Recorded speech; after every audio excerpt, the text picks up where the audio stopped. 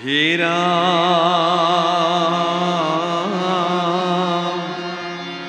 ভূয়া তুষ্টমতি কৰিব ভক্তি কহি কথা পৰস্পৰে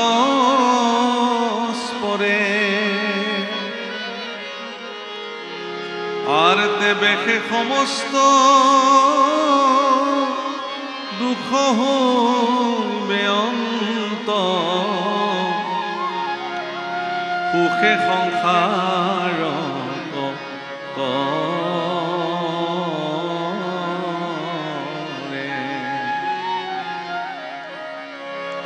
পাছে একচিতি কৰন্তে ভকতি ফুলকে মায়াৰ বন্ধ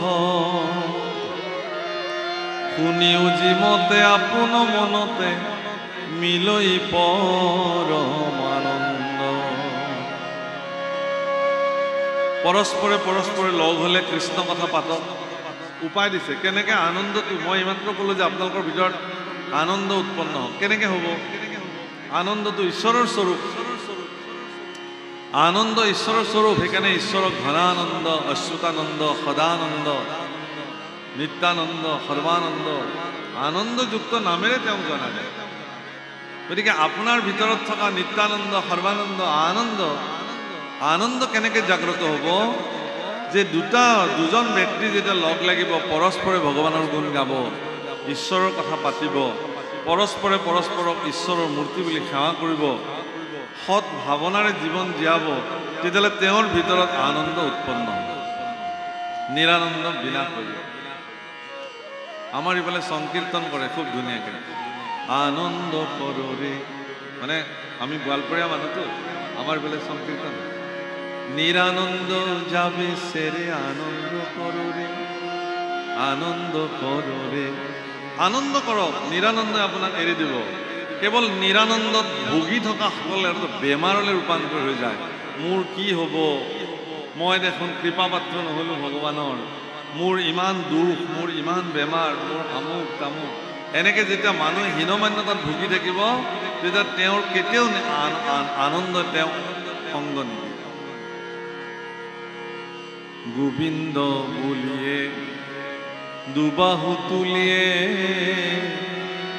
নাচিয়ে বাগিয়ে হৰে পাগল।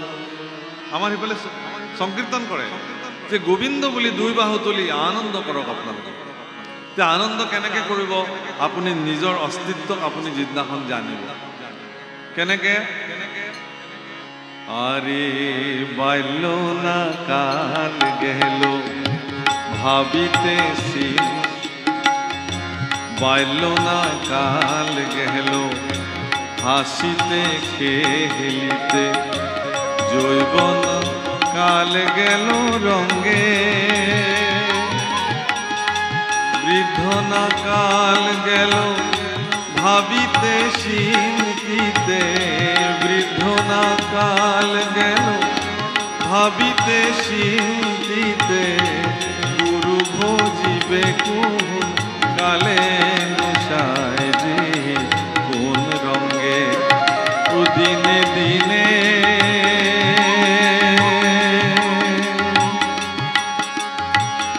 খুশিয়া পহরিবে, রঙ্গিলা দালানের মাটি নশায় যে কোন রঙে।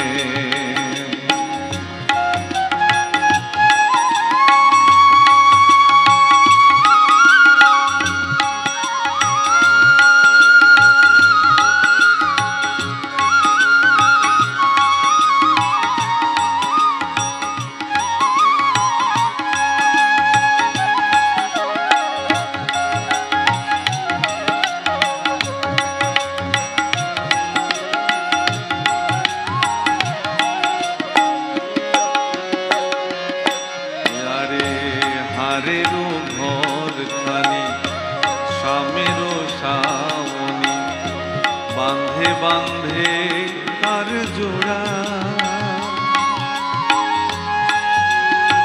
হারেরও ঘর চামড়ার ছাউনি, বান্ধে বান্ধে জোড়া। খৰিৰ ঘৰটোৰ কথাই কৈছে। খৰিৰ ঘৰটো পয়াহাৰি তাহাৰো তহলে মই ৰাম হুয়ুৰি তাহাৰো তহলে মই ৰাম হুয়ুৰি শূন্যে উড়ায় কারা গুছায় যে কোন রঙে দিনে দিনে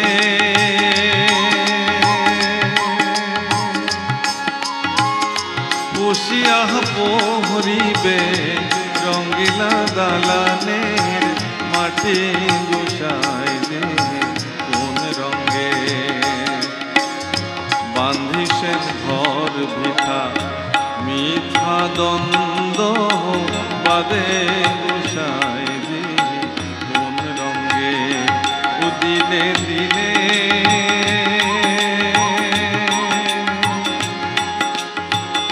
বসিয়া পোহরিবে রঙ্গিলা দালানের মাটি গুছায় যে কোন রঙে রঙ্গিলা দালানের মাটি গুছায় যে কোন রঙে রঙ্গিলা দালানের মাটি গুছায় যে কোন রঙে রঙ্গিলা দালান মানে ঘৰ খুব ৰাজপ্ৰাসাদ মানুহে যেতিয়া ঘৰ সাজিবলৈ পৰিকল্পনা কৰে প্ৰথমতে তেওঁ এগৰাকী আৰ্কিটেক্ট ইঞ্জিনিয়াৰ ওচৰলৈ যায় আৰু তেওঁ এটা ধুনীয়া ডিজাইন কৰি দিয়ে আৰু এইটো তেওঁ পছন্দ কৰিলে এইটো ঘৰটো সাজে সেই ঘৰটোৰ এটা তাৰ আয়ুস কাল থাকে যে এই 100 বছৰলৈকে থাকিব কিন্তু 100 বছৰ হোৱাৰ দিনা ঘৰটো ব্লাষ্ট হৈ নাযায় কিন্তু যিদিনাখনৰ পৰাই চিমেণ্ট বালি ৰদ এইবোৰ লগ লাগি গ'ল আৰু শুকুৱাই টাইট মাৰিলে তাৰ পিছ মুহূৰ্তৰ পৰাই তাৰ স্খলন আৰম্ভ হৈ গ'ল এক মুহূৰ্ত তিল তিল তিল এদিন গ'ল দুদিন গ'ল এমাহ গ'ল এবছৰ গ'ল ঘৰটো কিমান পুৰণি হৈছে 30 বছৰ গ'ল আৰু তেতিয়াহ'লে লাহে লাহে ডেমেজ হৈ আহিছে 50 বছৰ গ'ল ডেমেজ হৈ আহিছে শিশুটো জন্ম হোৱাৰ লগে লগে মানুহে সোধে কেতিয়া জন্ম হ'ল বোলে 11টাত হৈছে এতিয়া কেইটা বাজিলে বোলে 1টা বাজিলে এই যে 2 ঘণ্টা 3 ঘণ্টা পাৰ হৈ গ'ল শিশুটো 2 ঘণ্টীয়া শিশু 3 ঘণ্টীয়া শিশু তাৰ মানে কি সেই শিশুটোৱে জন্ম লভি মৃত্যু নামৰ তাৰ খুঁটিটোলৈকে ইতিমধ্যে সি 2 ঘণ্টা আগবাঢ়িলে আচল কথা এইটো গতিকে ৰঙ্গিলা দালান এদিন লাহে লাহে লাহে লাহে তিল তিল তিল তিলকে সকলোৰে খহি যায় এই ঘৰটো মোৰ এই শৰীৰটো হাড়ৰ ঘৰ চামৰাৰ চাৱনি জোৰা আছে বান্ধে বান্ধে ইয়াৰ ভিতৰত ময়ৰা শব্দৰ অৰ্থ কি ময়ূৰ আৰু মানে মতা ময়ূৰ দুযোৰ এহাল মতা ময়ূৰীৰ কথা কৈছে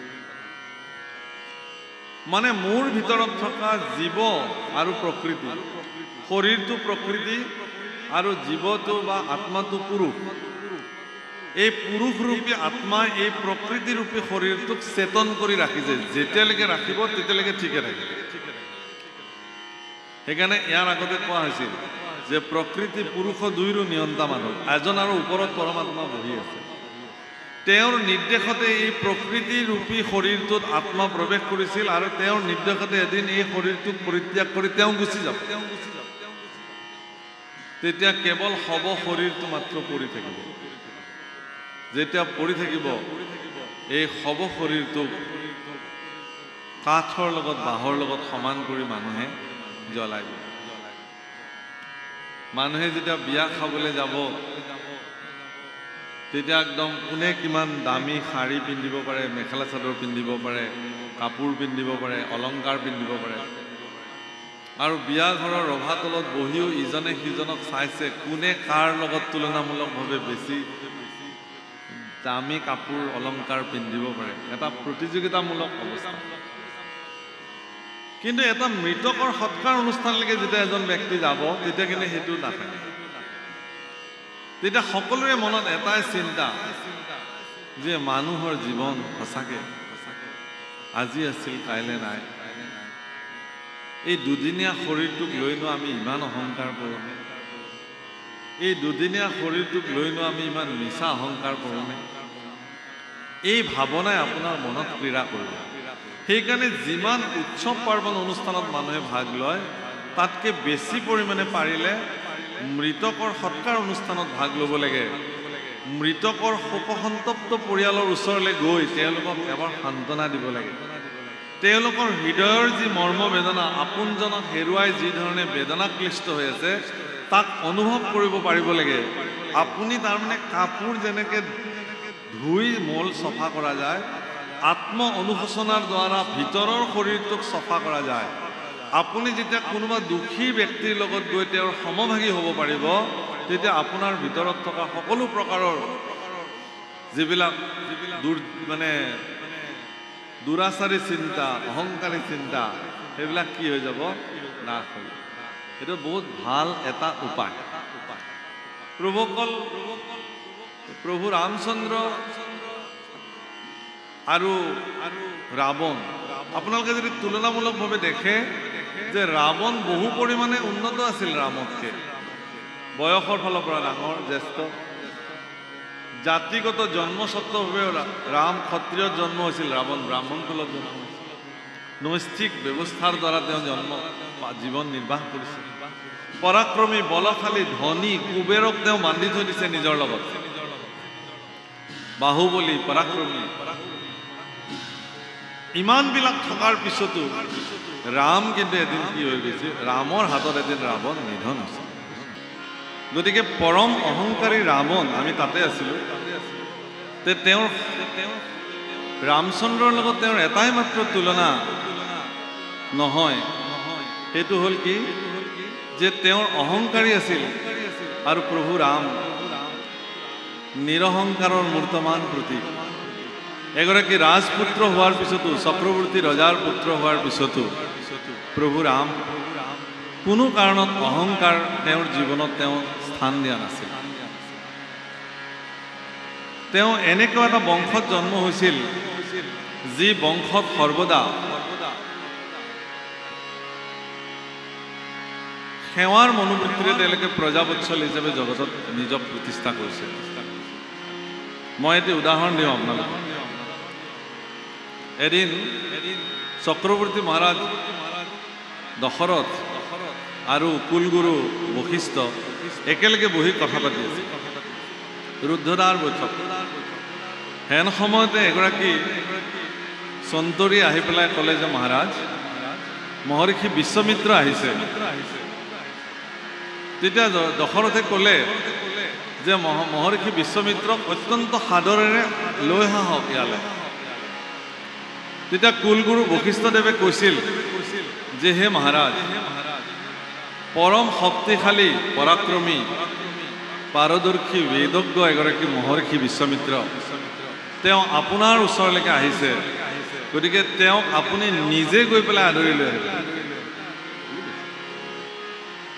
আৰু তেতিয়া গুৰু আজ্ঞা পালন কৰি এইখন ভাৰতবৰ্ষৰ এগৰাকী মহাৰাজ, চক্ৰৱৰ্তী ৰজা দশৰথে শিৰৰ মুকুট খুলি থৈ, ভৰিৰ পাদুকা খুলি থৈ, খালী ভৰিৰে আৰু মুকলি মূৰেৰে গৈ মহৰ্ষি বিশ্বমিত্ৰৰ চৰণ ধুৱাইছে, পাদ্য অৰ্ঘ্যে পূজিছে আৰু তেওঁক আদৰি সাদৰি আনি নিজৰ সিংহাসনত বহাইছে।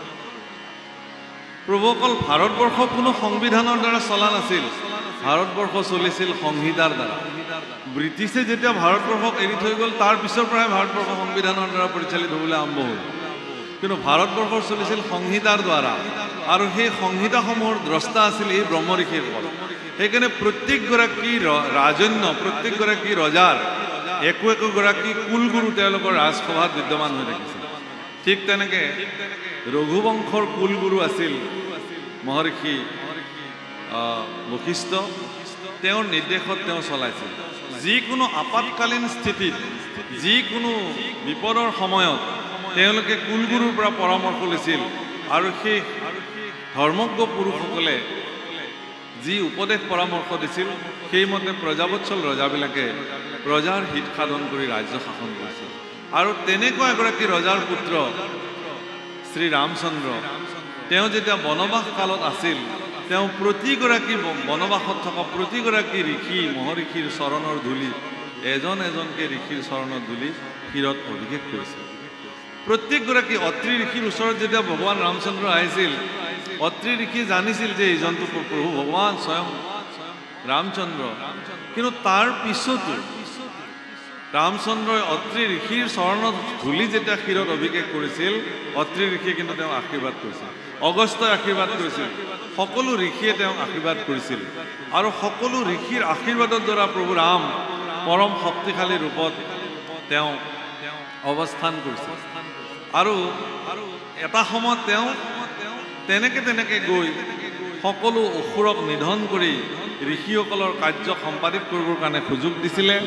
আৰু ৰামচন্দ্ৰৰ পৰম পৰাক্ৰমেৰে ৰাৱণক তেওঁ এদিন নিধন কৰিছিল। কিন্তু যিদিনাখন তেওঁ ৰামচন্দ্ৰই যিদিনাখন ৰাৱণৰ লগত যুদ্ধ কৰিবলৈ যায়, ৰাৱণ আহিছিল পুষ্পক ৰথত আৰু প্ৰভু ৰাম খোজকাঢ়ি খালী ভৰিৰে গৈছিলে যুদ্ধ কৰিবলৈ।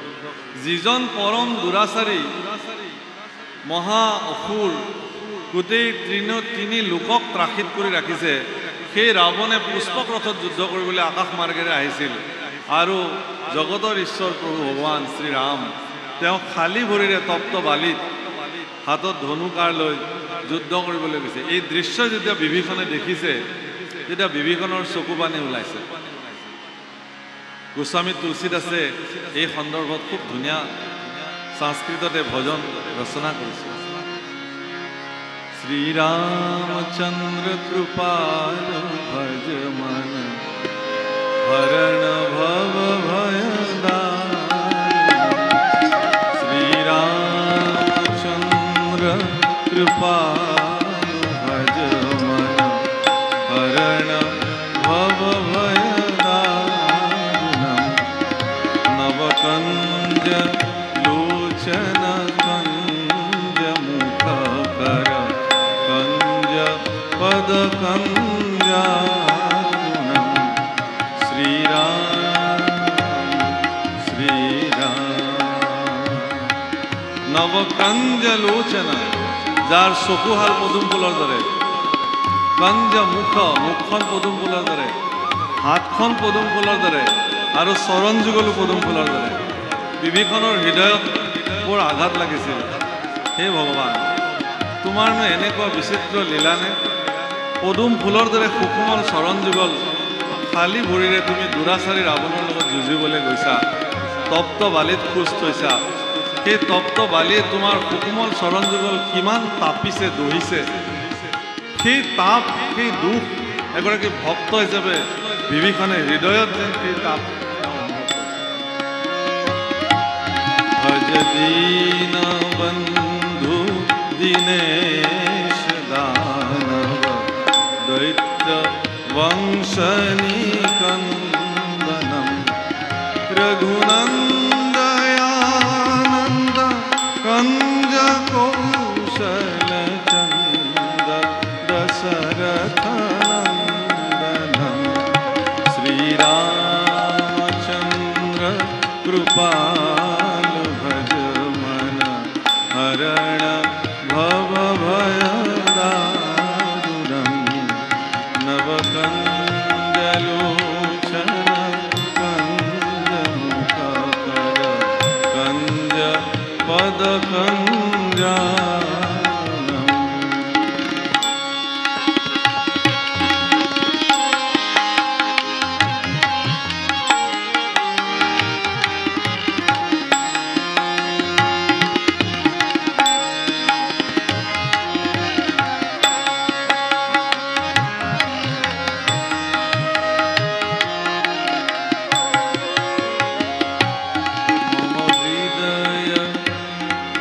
মম হৃদয় কঞ্জ নিবাস কুরু কামদে খলদল কঞ্জন। মই এই পদফাকি এইকাৰণে গাইছো, গোস্বামী তুলসীদাসে কি বুলি কৈছে? মম হৃদয় কঞ্জ নিবাস কুরু। হে ভগৱান, মোৰ হৃদয় পদুম ফুলত তুমি আহি নিবাস কৰা। খুব ধুনীয়াকৈ কৈছে।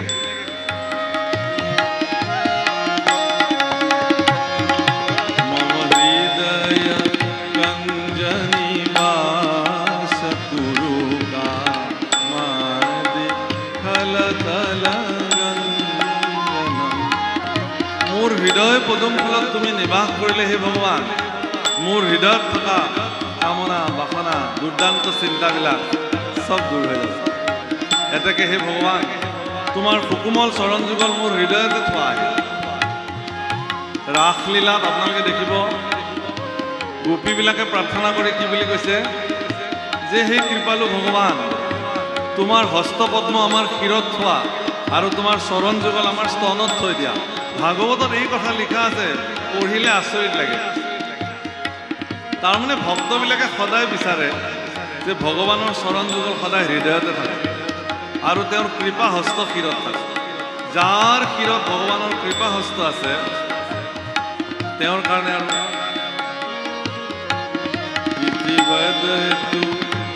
তুলসীদাস শংকৰ শেষ মুনি মনোৰঞ্জনম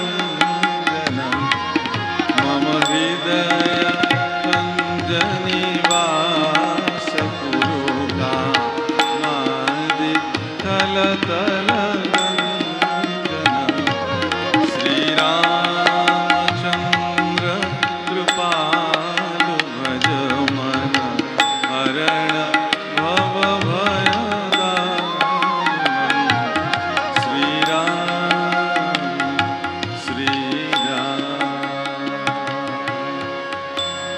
মই আপোনালোকক এতিয়া এটা বিশেষ কথা কম গোস্বামী তুলসীদাস সমগ্ৰ পৃথিৱী বিখ্যাত আজি ভাৰত চৰকাৰে এতিয়া এটা সিদ্ধান্ত ল'বলৈ প্ৰায় আমাৰ সন্তবিলাকে তেওঁলোকক কৈ আছে যে ৰামচৰিত মানসক সমগ্ৰ ভাৰতবৰ্ষৰ আধ্যাত্মিক শাস্ত্ৰ হিচাপে ৰাষ্ট্ৰীয় গ্ৰন্থ হিচাপে স্বীকৃতি দিব লাগে গোস্বামী তুলসীদাসে লিখিলে মম হৃদয় কঞ্জ নিবাস কুৰু মোৰ হৃদয় পদুম ফুলত তুমি নিবাস কৰা আৰু আমাৰ মাধৱ পুৰুষে কি বুলি লিখিলে হৰি পদ পংকজ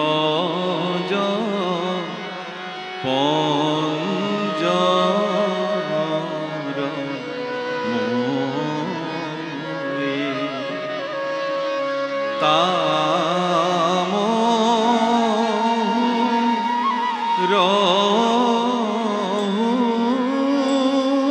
ৰাজ হংকা ভূমি হৰি পদ পংকজ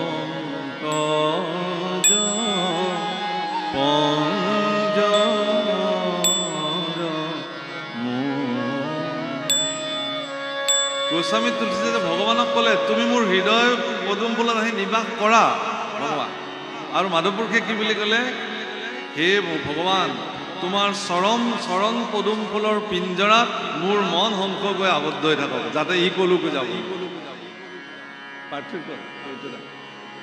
পাৰ্থক্য বহুত ডাঙৰ যে মোৰ তোমাৰ চৰণ পদুম ফুলৰ পিঞ্জৰাত মোৰ মন হংস গৈ পেলাই তাত আবদ্ধ হৈ থাকক যাতে সি কলৈকো যাব নোৱাৰে কাৰণ মন অলৌ তলৌ যেনি যায় তেনি যায় তাক মানে নিয়ন্ত্ৰণ কৰি নিয়া ইমান চঞ্চল পোহৰৰ বেগতকৈও বেছি বেগত চলে শব্দৰ বেগতকৈও বেছি বেগত চলে বিজ্ঞানে ঠাৱৰ কৰিব পৰা নাই যে মনৰ গতি আজি গতিকে এনেকুৱা এটা চঞ্চল আৰু অস্থিৰ মনে আপোনাক ভ্ৰমিত কৰি লৈ ফুৰাব জগতত স্থিৰ হ'বৰ কাৰণে যিজন জগতৰ স্থিতপ্ৰজ্ঞ যিজন সমস্ত জগতৰ একমাত্ৰ স্থিতপ্ৰজ্ঞ পুৰুষ তেওঁৰ দুখানি অভয় চৰণত আপুনি যেতিয়ালৈকে আশ্ৰিত নহয় তেতিয়ালৈকে আপোনাৰ মন কেতিয়াও চঞ্চলতাৰ পৰা আঁতৰি তেতিয়া মন চিত্তলৈ ৰূপান্তৰ হ'ব আৰু চিত্তহে আপোনাক স্থিৰ কৰিব আৰু চিত্ত স্থিৰ চিত্তেৰে যিসকলে যি সিদ্ধান্ত গ্ৰহণ কৰে সেয়া যি ক্ষেত্ৰৰে সিদ্ধান্ত নহওক কিয় সি ধৰ্মীয় হ'ব পাৰে সাহিত্য হ'ব পাৰে ৰাজনৈতিক হ'ব পাৰে খেলৰ হ'ব পাৰে সামাজিক হ'ব পাৰে যি ব্যক্তি যি ক্ষেত্ৰত আছে প্ৰভু অকল মনত ৰাখিব ঈশ্বৰ সেৱা সকলো ক্ষেত্ৰৰ পৰাই কৰিব পাৰে কেৱল যে ধৰ্ম ক্ষেত্ৰত ধুতি পিন্ধি পুতা লৈ পেলাই নাম গাই থাকিলেই যে ধৰ্ম কাৰণ এনে নহয় ইচ্ছা কৰিলে যি ব্যক্তি যি স্থানতে নাথাকক কিয় তাৰ পৰাই ভগৱানৰ সেৱা কৰিব পাৰে কেৱল সদিচ্ছাৰ প্ৰয়োজন আৰু এটা স্থিতপ্ৰজ্ঞ মনৰ প্ৰয়োজন সেই স্থিতপ্ৰজ্ঞ মনটোৱে যেতিয়া তেওঁক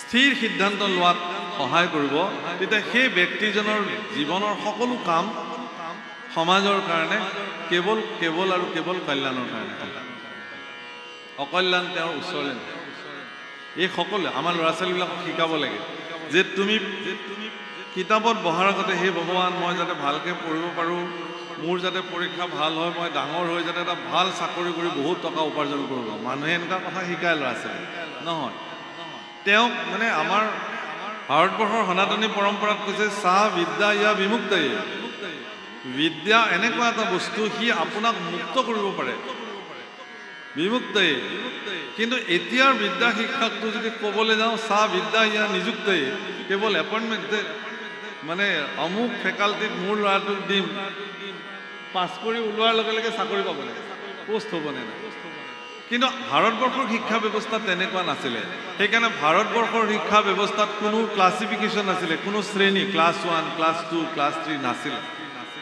পোনে পোনে প্ৰৱেশ কৰিছিল তাৰপিছত বিশাৰদ হৈছিল তাৰপিছত পণ্ডিত হৈছিল বিদ্যা বাৰিধি হৈছিল শেষত গৈ পেলাই শেষ উপাধিটো পাইছিল সৰস্বতী উপাধিৰে প্ৰাপ্ত হৈছিল ঋতম্ভৰা হৈছিল তেওঁলোকে প্ৰজ্ঞাৰ বহুত ওপৰত সেইকাৰণে কৈছে যে প্ৰজ্ঞাবিহীন লোক যিবিলাক লোকৰ প্ৰজ্ঞাবিহীন তেওঁলোকক কি বুলি কৈছে তেওঁলোকে কেতিয়াও শাস্ত্ৰই তেওঁলোকক একো কৰিব নোৱাৰে শাস্ত্ৰম কিম কৰোতি উদাহৰণ কি বুলি দিছে লোচনভ্যাম বিহীনস্য দৰ্পণঃ কিম কৰিষ্যতি অন্ধ ব্যক্তিক দাপোনৰ যেনেকৈ কোনো প্ৰয়োজন নাই প্ৰজ্ঞাবিহীন ব্যক্তিকো শাস্ত্ৰৰ কোনো কথাৰ প্ৰয়োজন নাই কি কৰিব তেওঁৰ প্ৰজ্ঞাই নাই প্ৰজ্ঞা এনেকুৱা এটা বস্তু যে প্ৰত্যেক ব্যক্তিৰ জীৱনত প্ৰজ্ঞা জন্মলগ্নতে সাধিত হৈ আহে কেৱল বৈষয়িক চিন্তাই সেই প্ৰজ্ঞাক ঢাকি ৰাখে কৃষ্ণ সাধনাৰ জৰিয়তে সেই প্ৰজ্ঞাক উন্মুক্ত কৰিলে তেওঁ জ্ঞানী হৈ যায় জগতৰ কাৰণে কল্যাণকাৰী সত্তালৈ ৰূপান্তৰ হৈ যায় ঈশ্বৰৰ প্ৰিয় পাত্ৰ হয় ভক্তিযুক্ত হয় আৰু সেই কথাকে ইয়াত বাৰম্বাৰ বৰ্ণন কৰিছে সেইকাৰণে আমাৰ গোৱালপৰীয়া ভাষাত খুব ধুনীয়াকৈ আমাৰ প্ৰতিমা পাণ্ডে গাইছে একবাৰ হৰি বলো মন ৰসনা মানৱ দেহেৰ গৈৰৱ কইৰনা মই গোৱালপৰীয়া মানুহ মই গৌৰৱ কৰোঁ যে আমাৰ বাইদেউ প্ৰতিমা বাইদেৱে লোক সংগীতৰ পৰা এইবিলাক উদ্ধাৰ কৰি গোটেই জগত সভালৈ লৈ গুচি গ'ল ভূপেন দাই খুব ধুনীয়াকৈ সহায় কৰিলে প্ৰতিভাক চিনি পালে ভূপেন দাই তেওঁক খুব ধুনীয়াকৈ আগবঢ়াই লৈ গ'ল সেই জিভা তুমি এবাৰ মাত্ৰ হৰিনাম লোৱা মানৱ দেহা মাটিৰ ভাণ্ড ভাঙিলে হবে খন্দৰ খন্দ মানৱ দেহা মাটিৰ ভাণ্ড ভাঙিলে হবে খন্দর খন্দ ভাঙলে দেহা জোড়া মিলবে না একবার হরি বলো মন রসনা মানব দেহের গৈরব গৈরবনা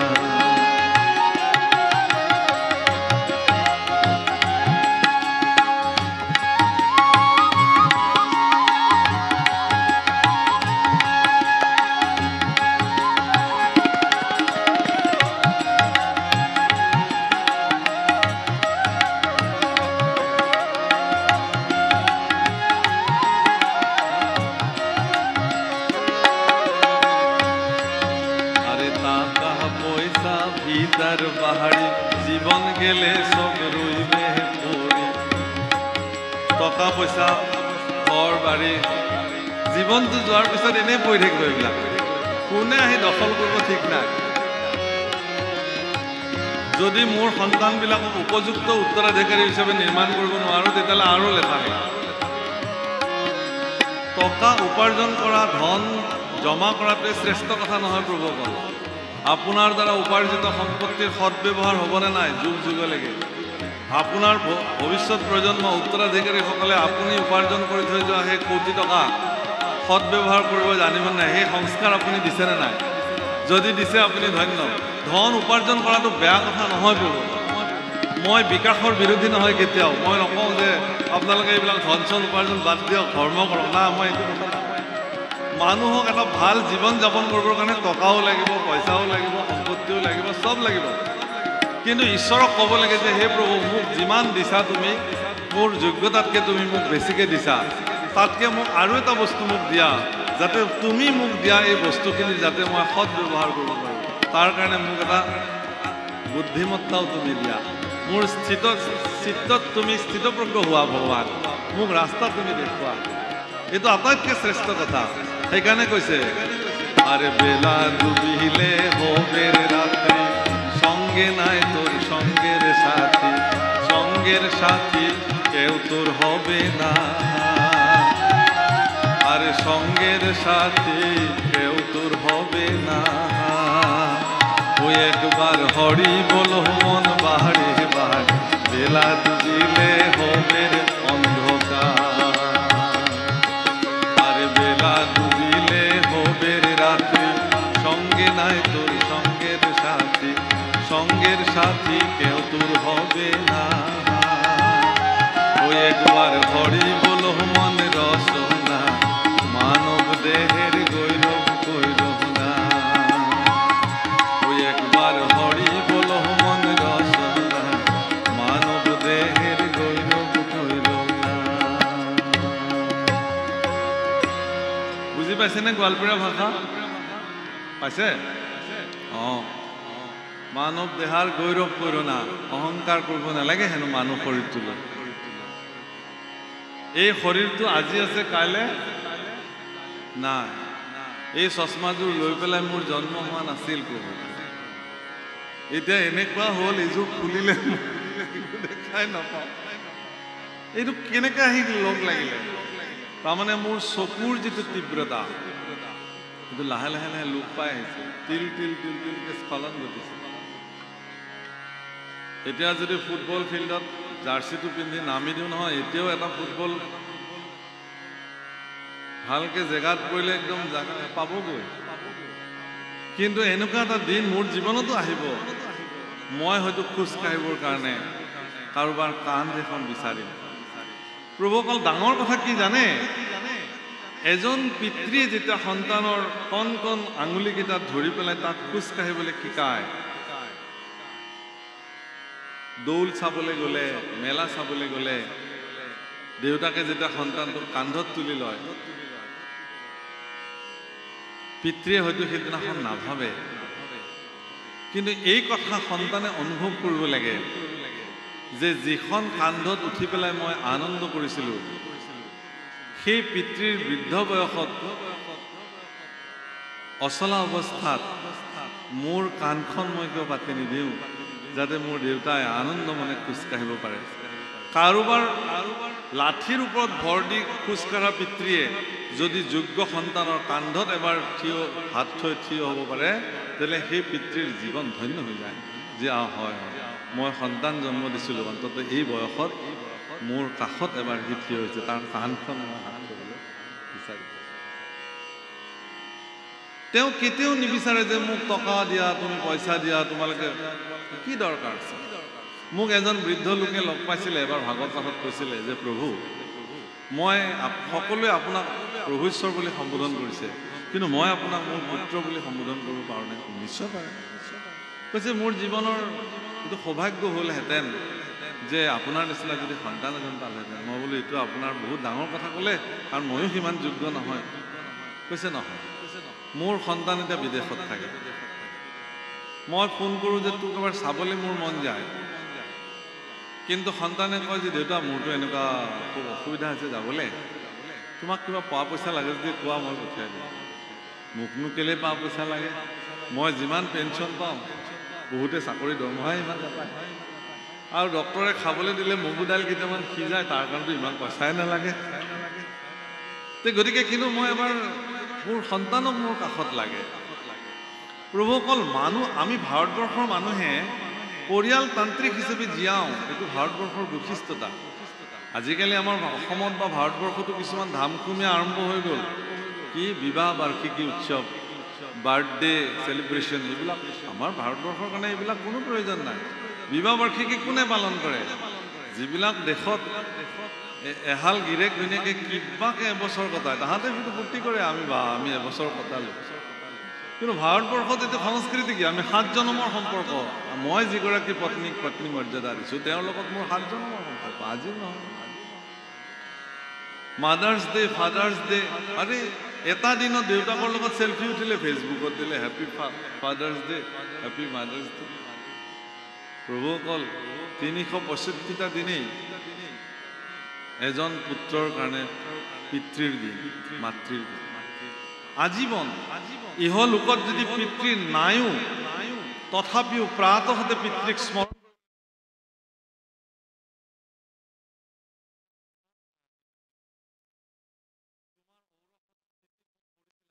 জগতখনলৈ মই আহিলোঁ, তোমাক কোটি কোটি ধন্যবাদ, কোটি কোটি সেৱা। তুমি য'তেই আছা তাৰ পৰাই মোক আশীৰ্বাদ কৰিবা। এজন সন্তান, ভাৰতবৰ্ষৰ এগৰাকী সন্তানে পিতৃৰ প্ৰতি এই ধৰণে শ্ৰদ্ধা নিবেদন কৰাটো শাস্ত্ৰসন্মত বিধি। প্ৰভু, মই যোৱাবাৰো এই কথাটো কৈছিলোঁ যে এগৰাকী মাতৃয়ে কণমানি শিশুটোক বুকুৰ দি দি যেতিয়া প্ৰচণ্ড জ্বৰ উঠে তেতিয়া তেওঁ কোলাত লৈ লৈ সেই তাপখিনি নিজৰ শৰীৰৰ টানি টানি ল'বলৈ খোজে। সেই বৃদ্ধ মাতৃৰ যেতিয়া সেইগৰাকী মাতৃ বৃদ্ধা হৈ যায়, তেওঁৰ যেতিয়া জ্বৰ উঠে, শৰীৰৰ পীড়া হয়, পৃথিৱীত এনেকুৱা কিমান সন্তান আছে যি সন্তানে গৈ এবাৰ সেই বৃদ্ধা মাতৃক, অ' আই বা মা, তুমি এবাৰ মোৰ বুকুৰ মাজলৈ আহা, তোমাৰ সমস্ত জড়তা, বিষ, যন্ত্ৰণা মই এবাৰ শৰীৰত টানি ল'ব খুজিছোঁ, তুমি যে সৰুতে মোক লৈছিলা। এই বুলি যদি কোনো সন্তানে গৈ বৃদ্ধা মাতৃক এবাৰ যদি সাৱটি তেওঁৰ সেই মুহূৰ্তত যদি তেওঁক অকণমান সাদৰ দিব পাৰে, সেই মাতৃয়ে ভগৱানক ক'ব যে প্ৰভু, মোৰ এই সন্তানৰ বুকুৰ উমতে মোক লৈ যোৱা, মোৰ হৈ গ'ল আৰু মই সমস্ত জগতত পাই গ'ল। ইয়াতকৈ আৰু কি? এগৰাকী কন্যা শাস্ত্ৰত খুব ধুনীয়া কথা লিখিছে, দুহিতা শব্দ ব্যৱহাৰ কৰিছে ছোৱালীক বিবাহৰ পিছত। দুহিতা কিহৰ কাৰণে কৈছে? পিতৃকুল আৰু স্বামী কুল, এই দুটা কুলৰে হিত যিগৰাকী সাধন কৰিব পাৰে সেই ছোৱালীজনীক দুহিতা বুলি। যদি পিতৃকুলৰো হিত সাধন কৰিব নোৱাৰিলে, স্বামী কুলৰো হিত সাধন কৰিব নোৱাৰিলে, তেতিয়াহ'লে সেই ছোৱালীজনী দুহিতা হ'ব নোৱাৰে। এগৰাকী পিতৃয়ে যিগৰাকী ছোৱালীক সৰুৰ পৰা ডাঙৰ দীঘল কৰি, বুকুৰ উমেৰে ডাঙৰ দীঘল কৰি এদিন যোগ্য পাত্ৰ হোৱা বুলি জানি এজন পৰ পুৰুষক ঘৰলৈ আদৰে সন্মানে মাতি আনি বিষ্ণুস্বৰূপ বৰ বুলি মানি তেওঁৰ কন্যাক যেতিয়া সম্প্ৰদান কৰে সমাজ বিদ্যমানে, যে আজি দুখন সমাজক সাক্ষী কৰি, অগ্নি সাক্ষী কৰি, ঈশ্বৰক সাক্ষী কৰি মোৰ ছোৱালীক এখেতলৈ মই সম্প্ৰদান কৰিলোঁ। আমাৰ বিধিমতে পিতৃয়ে হাতযোৰ কৰি ক'ব লাগে যে হে আই লক্ষ্মী, উপজা দিনৰ পৰাই তোমাক ডাঙৰ দীঘল কৰোঁতে মোৰ যদি ক'ৰবাত কিবা ভুল হৈ গ'ল তেতিয়াহ'লে তুমি মোক ক্ষমা কৰি দিয়া। মই বুজি নাপাওঁ প্ৰভুসকল, কিমান বুকুত শিল থৈ এজন পিতৃয়ে এই বাক্যটো কয়, কিমান বুকুত শিল থৈ এজন পিতৃয়ে এই বাক্য কৈ কন্যাক চিৰদিনৰ কাৰণে উলিয়াই দিয়ে। বিয়াৰ আগদিনাখনলৈকে দেউতাকৰ বুকুৰ ৰুমত ডাঙৰ হোৱা ছোৱালীজনী এখন পৰ ঘৰলৈ চব এৰি গুচি যায়।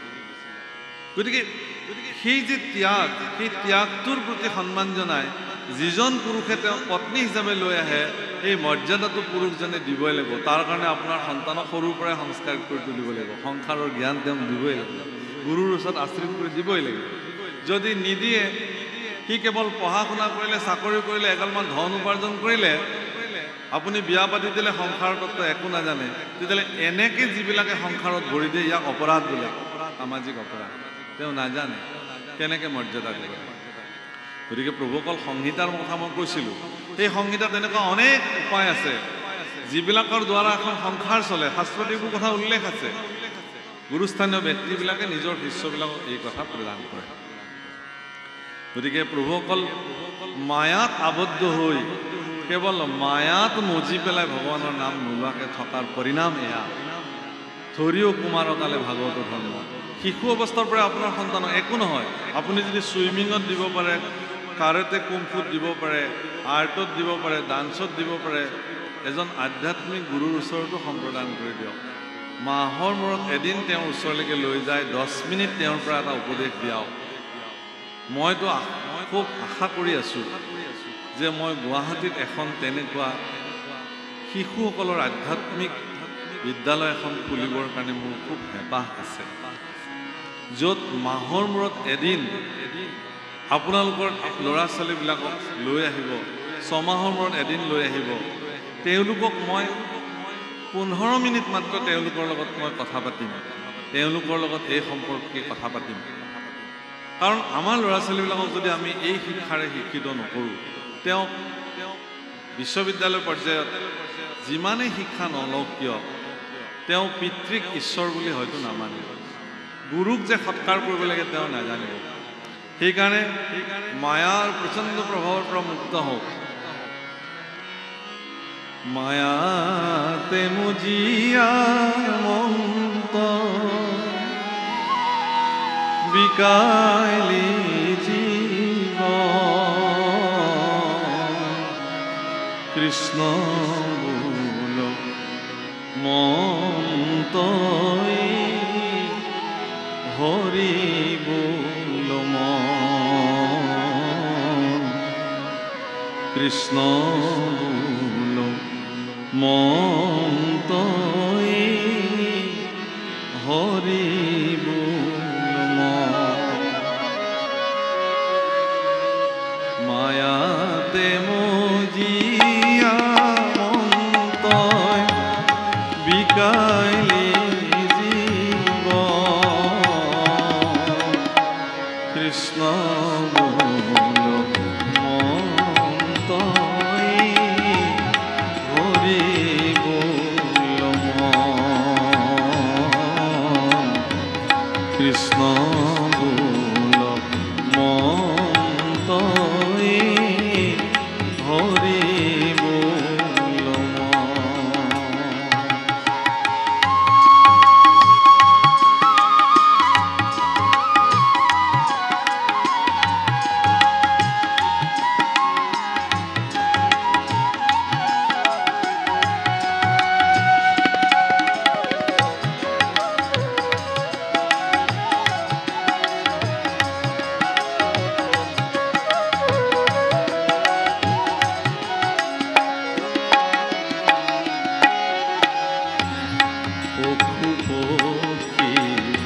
তাৰা হবে প্ৰহৰে প্ৰহৰে জাগে পশু পক্ষী তাৰা হবে প্ৰহৰে প্ৰহৰে জাগে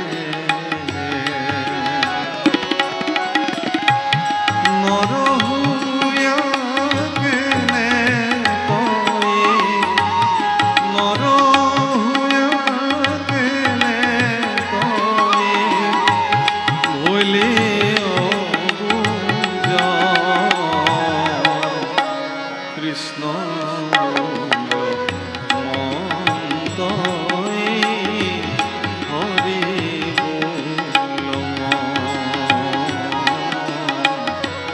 কৃষ্ণ বোল মন্তই হৰি বোল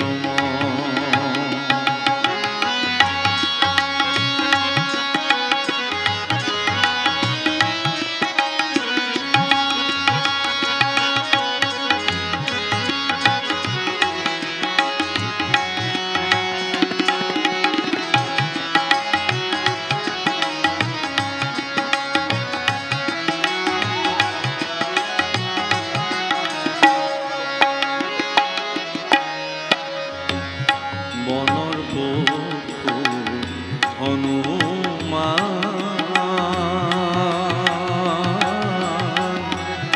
সিও জপে ৰাম নাম বনৰ পশু হনুমান